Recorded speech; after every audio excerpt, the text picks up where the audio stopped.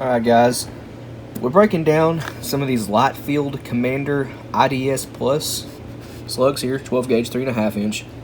These are 5 controlled expansion Sabo slugs for heavy game, as you can see.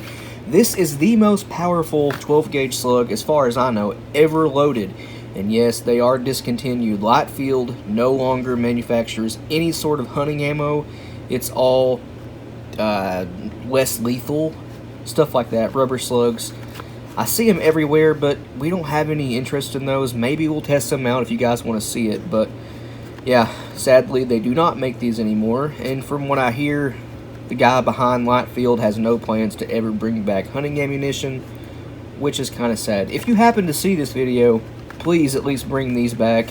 Everyone wants them, just to try them out. These slugs are like legends. But let's see, TKO power factor of 115, that's up there. Muzzle velocity, 1,890, it says foot-pounds, but it's feet per second. The muzzle energy, 4,759 foot-pounds. Now, we have broken that with some 10-gauge slugs, but not with 12-gauge. Guys, this is a 1 3/8 ounce slug. Let me find it. It says it's somewhere on here. I haven't actually looked at the box in a while right there. 1 3/8 ounce slug. And they are Sabo slugs. However, at 100 yards, we have 2,220 foot-pounds of muzzle energy. So basically, that's about on par with a standard 12-gauge slug at the muzzle. These are quite powerful. 125 yards, 1,868 foot-pounds. 150, 1,611. That's about standard pressure, 4570 power right there at 150 yards. These are a potent slug.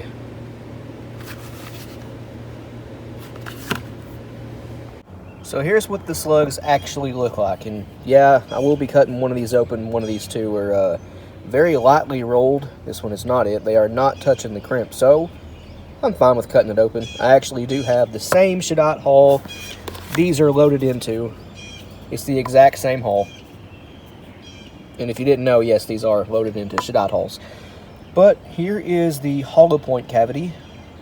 I think these are actually hard cast lead too. We'll see that in just a moment. But pretty cool design. We're not tapered or anything. It's just a standard roll crimp. Nothing special. But I guess let's get to it. Here's the other one. As you can see, what I was talking about, the crimp is not actually contacting the slug. If you shake this one, it does rattle, so I'm going to cut this one open. And yes, I could just roll it down a little bit more, but I don't feel like it. Alright, I've got the hull cut open, and I just barely took the top edge off because no sense in wasting a hull. I can trim this flush and load it into a 3-inch. And if it's too short for 3-inch, obviously 2 3/4. Here's what the slug looks like. Again, it is a Sabo slug. These are actually very similar to the hammerhead slugs, if anybody remembers those. And those are about to be back on the market, believe it or not. Just stay tuned for that. But pretty nice design here. And it turns out these are pure lead. I did mangle it a little bit trying to get it out of the hull. These actually fit incredibly tight in there. That's a good thing, but these are obviously intended for rifle barrels. Now I'm going to make a prediction here that this is only 1 3/8 ounces with the Sabo attached. We'll see about that. 602.2 grains. Well, 600 grains is right at 1 3/8. So let's see.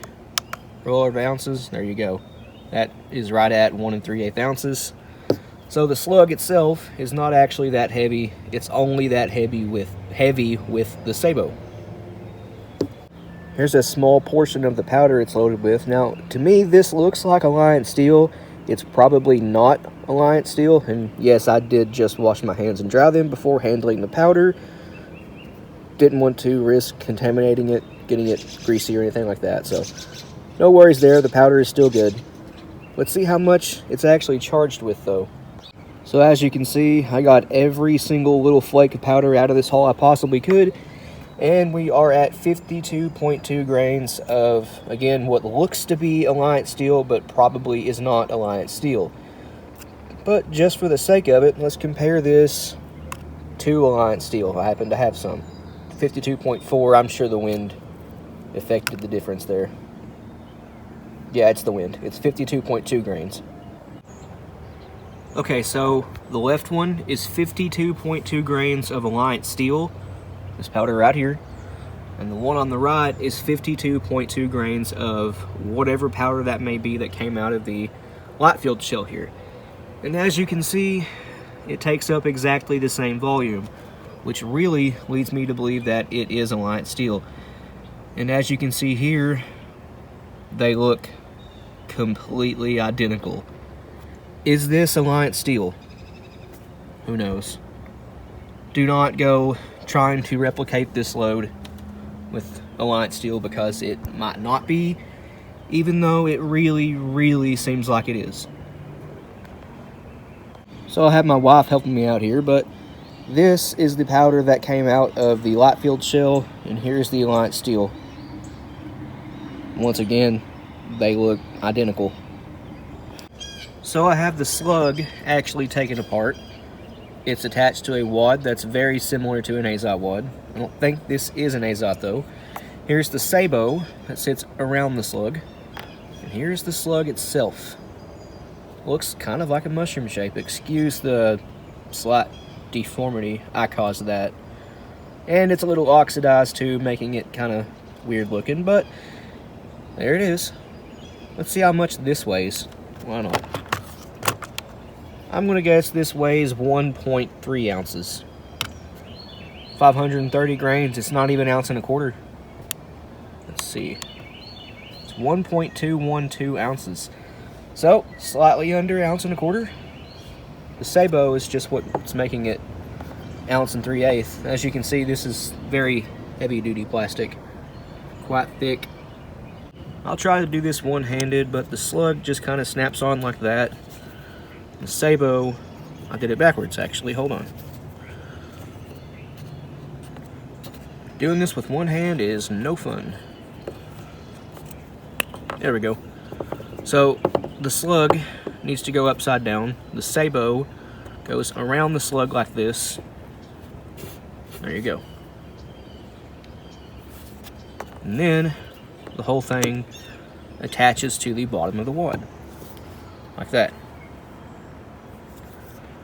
Really simple. I just made it a lot more difficult than it needed to be. That's okay.